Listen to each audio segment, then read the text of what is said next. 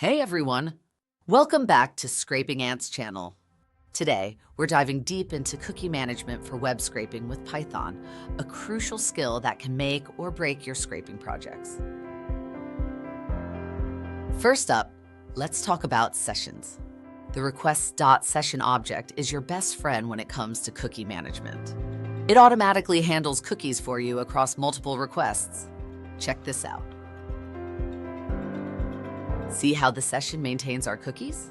This is perfect for sites that require login or session maintenance. But what if we need to set specific cookies? Maybe you're trying to maintain a login state or set user preferences. Here's how to do it manually. Super simple, right? Now, here's a pro tip. Sometimes you'll want to copy cookies directly from your browser.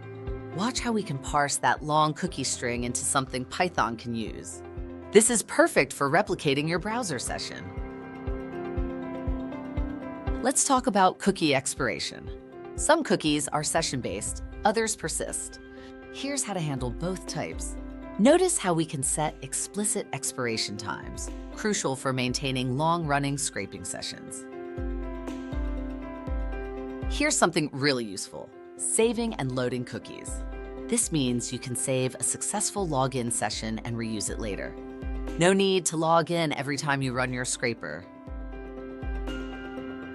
Pro tips: always use sessions for consistent cookie management, handle cookie expiration properly, save important cookies for reuse, know how to parse browser cookies, and respect robots.txt and site policies. Before we wrap up, here's a quick troubleshooting tip. If your scraper suddenly stops working, check your cookies first.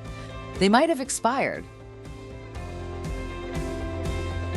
Thank you for watching, and be sure to check out our blog for more tutorials and insights. Don't forget to subscribe for more insightful videos about web scraping and data science. As always, you can find a link to a full article in the description. And remember always to use proxies.